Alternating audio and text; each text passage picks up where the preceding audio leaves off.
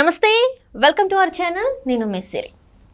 హైదరాబాద్ నుంచి వెళ్ళి ఎంపీగా మాధవీలత గారు అయితే పోటీ చేస్తున్నారు. అంటే ఇప్పటి వరకు తన క్రేజ్ ఒక ఎత్తు అయితే ఇప్పటి నుంచి తనకి క్రేజ్ పెరిగింది. అయితే వై కేటగిరీ సెక్యూరిటీ అయితే ఇచ్చారు. అంటే దీని మీద మన మోదీ గారికి ఇంట్రెస్ట్తోనే ఇచ్చారా లేకపోతే ఏంటి? సో ఈ అంశాన్ని మనకి వివరించడానికి మనతో పాటు ఉన్నారు ప్రముఖ senior journalist, political analyst CS Rao గారు. నమస్కారం సార్. నమస్తే సార్. మాధవీలత, కొంపెల్లి మాధవీలత మనము గత కొన్ని రోజులుగా చూస్తుంటే మనం ఇంటర్వ్యూస్లలో చాలా చూసాము. తను గతంలో చెప్పింది హైదరాబాద్ ఎంపీగా నేను పోటీ చేయబోతున్నాను బీజేపీ నుంచి అని చెప్పేసి. అండ్ కానీ ఇప్పుడు తనది ఏంటంటే తనకి సెక్యూరిటీ కూడా వై సెక్యూరిటీ ఇచ్చారు. సో దీని అంటే ఎలా చూడాలి? అంటే మోదీ గారి ఇంట్రెస్ట్ అనుకోవాలి, అంటే బీజేపీ నుంచి కాబట్టి తన క్యాండిడేట్ని బాగా చూసుకోవాలన్నా లేకపోతే ఎలా సార్? అసలు ఒకటి ఏంటంటే స్పెషాలిటీ అయితే కనిపిస్తుంది. సంథింగ్ స్పెషల్ అనేది ఒక ప్రత్యేకతను చూపిస్తుంటుంది.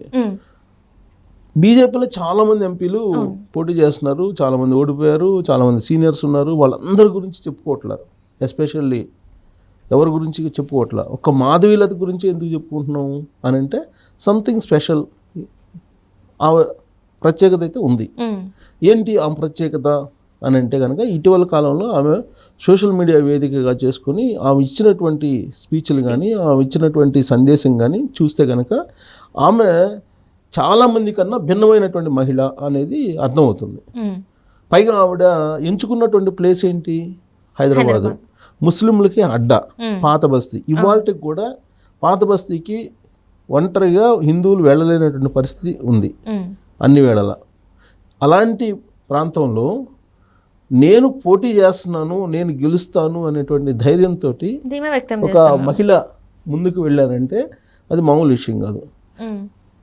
అదంతా ఒక ఎత్తు అయితే అసరుద్దీన్ ఓవైసీ ఆయన ప్రత్యేకమైనటువంటి ఒక డెన్గా ఏర్పాటు చేసుకున్నటువంటి హైదరాబాద్ లోక్సభ స్థానంలో ఇప్పుడు ఆయన కూడా కంగారు పడుతూ హైరాణ పడేటువంటి పరిస్థితికి ఆవిడ తీసుకొచ్చారని అంటే ఆమె ప్రత్యక్ష ఎన్నికల్లో, రేపు రాబోయేటువంటి ఎన్నికల్లో ఆమె గెలిచినా ఓడిపోయినా ఆవిడ గెలిచినట్టే భావించాలి. కారణం ఏంటంటే అంత ఫెరోషియస్గా హైదరాబాద్ లోక్సభ స్థానం నుంచి అసరుద్దీన్ మీద కొన్ని దశాబ్దాలుగా ఫైట్ చేసినటువంటి వాళ్ళు లేరు. అలాంటిది ఇప్పుడు మాధవీలత ఫైట్ చేస్తున్నారు. ఎందుకు ఆవిడ ధైర్యం ఏంటి అని అంటే ఆవిడ ముస్లిం మహిళలు, ఎస్పెషల్లీ ముస్లిం వర్గాల్లో 1-2 సయ్యద్లు, షేక్లు వీళ్ళు తప్ప చాలామంది వెనకబడి ఉంటారు. ఆర్థికంగా వెనకబడి ఉంటారు, విద్యాపరంగా వెనకబడి ఉంటారు. దాని కారణంగా అనారోగ్య సమస్యలు ఇవన్నీ కూడా వెంటాడుతూ ఉంటాయి ఆర్థిక సమస్యలతో పాటు. అందుకని ఆవిడ విరించేటువంటి ఒక హాస్పిటల్ను పెట్టి ప్రజాసేవ, మిగతా హాస్పిటల్స్ కన్నా కూడా ఆ హాస్పిటల్స్లో కొంత భిన్నమైనటువంటి వైద్యం ఉంటుందని, ప్లస్ పేదలకి కొంత వెసులుబాటు ఉండేలా వైద్యం కూడా ఉంటుందని చెప్పి చెప్తూ ఉంటారు. సరే, దానికి భిన్నాభిప్రాయాలు ఉన్నాయి. కొంతమంది అలా ఉండదని చెప్పి కూడా విమర్శించేటువంటి వాళ్ళు ఉన్నారు. కాంగ్రెస్ వాళ్ళు ఇప్పుడు మాధవీలత గురించి చెప్పుకుంటే వాళ్ళు చెప్పేది ఏంటంటే ఆవిడ చాలా పాష్గా ఉంటారు, ఆవిడ చాలా వెస్ట్రన్ స్టైలు, ఆమె వెస్ట్రన్ స్టైల్లో డ్రెస్సులు వేసుకొని తిరిగేవాళ్ళు. ఇప్పుడు డ్రెస్సింగ్ అంతా మార్చేసి ఇప్పుడు మొత్తం హిందూ సాంప్రదాయ ప్రకాశం వచ్చి చేస్తున్నారు అని చెప్పి చెప్తూ ఉంటారు కాంగ్రెస్ వాళ్ళు.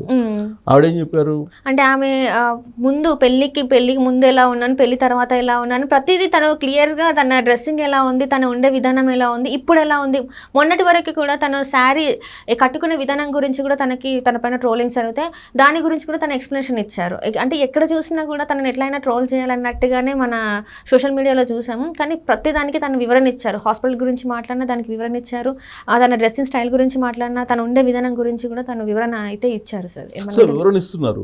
ఇప్పుడు వివరణ ఇవ్వడం అనేది సహజం.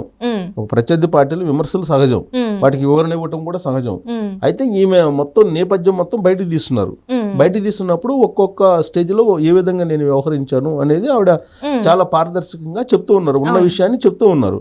కానీ దాంట్లో పాజిటివ్ ఎత్తుకునే వాళ్ళు ఉంటారు, నెగిటివ్ చూసే వాళ్ళు కూడా ఉంటారు. సో ప్రత్యర్థి పార్టీలు ఎప్పుడు నెగిటివే చూస్తాయి కదా, పాజిటివ్ని చూసి ఆవిడ మాధవీలత ఆహా ఓహో అని చెప్పి అంటారు కదా. సో కాంగ్రెస్ వాళ్ళు చెప్పేది ఏంటి, ఆవిడ వెస్ట్రన్ డ్రెస్సులు వేసుకొని ఆవిడంతా అన్ని రకాలుగా వెస్ట్రన్ స్టైల్లో ఎంజాయ్ చేసిన తర్వాత లైఫ్ని ఇప్పుడు ఆవిడ అందరికీ శుద్ధులు చెప్తున్నారు అని చెప్పి వాళ్ళు విమర్శిస్తూ ఉంటారు. సరే, కారణం ఏదైనప్పటికీ ఆవిడ అట్రాక్ట్ చేశారు పబ్లిక్ అటెన్షన్ని ఆమె మీద ఉంది. ఆమె మీద పబ్లిక్ అటెన్షన్ ఉంది.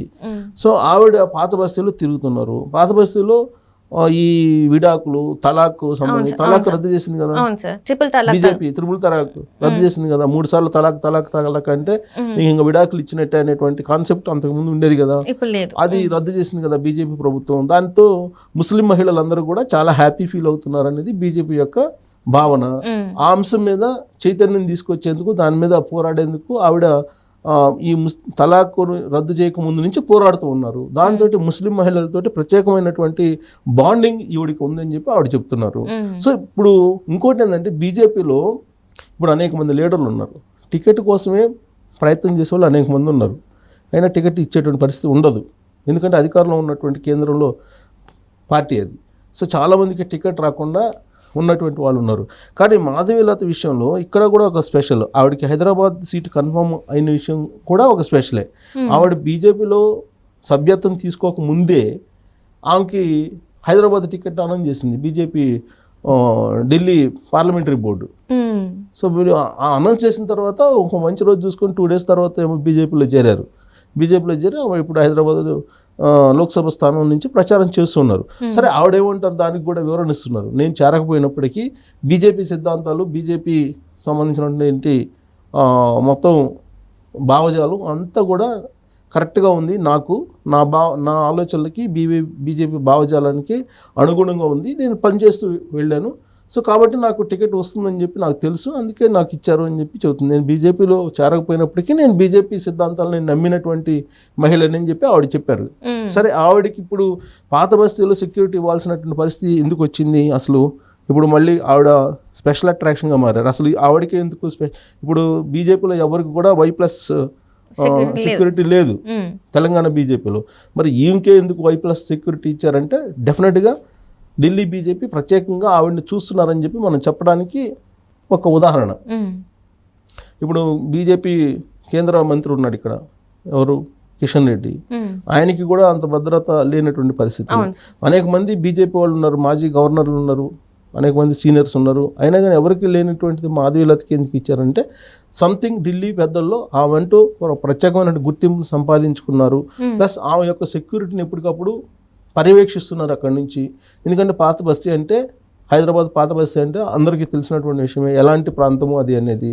బహుశా ఆ ప్రాణానికి ఏమైనా ముప్పు తలపెట్టిపోయే అవకాశం ఉంది అనేటువంటి ఉద్దేశంతో బహుశా కేంద్ర ప్రభుత్వం ఇనిషియేటివ్గా తీసుకుని ఆవిడకి సెక్యూరిటీని ఇచ్చి ఉండొచ్చు. సో ఆమెకి ఇచ్చినటువంటి సెక్యూరిటీని ఒకసారి చూస్తే Y+ సెక్యూరిటీ ఎలా ఉంటుంది అనేది అందరూ అనుకుంటూ ఉంటారు.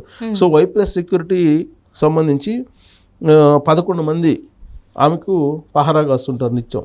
11 members, మినిమం 11 members పహారా కాస్తుంటారు. వాళ్ళల్లో 6 CRPF పర్సనల్ సెక్యూరిటీ ఆఫీసర్లు ఆమె వెంటే ఉంటూ ఉంటారు. 6. అలాగే 5 గార్డులు ఆమె ఇంటి వద్ద ఉంటారు సెక్యూరిటీగా. ఆమెతోటేమో 6 ఉంటారు, ఇంటి వద్ద ఏమో 5 ఉంటారు. సో రాజకీయ నాయకులతో పాటు వ్యాపారవేత్తలకు కేంద్రం Y+ భద్రత కల్పించడానికి అవకాశం ఉంది. బట్ ఇప్పుడు ఈ పాత బస్తీలో ప్రచారం చేస్తున్నారు కాబట్టి ఈ Y+ సెక్యూరిటీని ఇవ్వడం జరిగింది. సో ఇది సంథింగ్ స్పెషల్. డెఫినెట్గా మోడీ ప్రత్యేకంగానే ఆవిడ్ని పర్యవేక్షిస్తున్నారు అని చెప్పి మనం భావించడానికి అవకాశం ఉంది. అందుకే Y+ సెక్యూరిటీ ఇచ్చింటారు, లేదంటే అంత ఈజీగా ఇవ్వరు కదా. మాకు ఇచ్చారంటే డెఫినెట్గా మోడీ కన్సర్న్లో ఆవిడ ఉన్నారు అని చెప్పి మనం అనుకోవచ్చు. Right. Thank you so much sir. Thank you.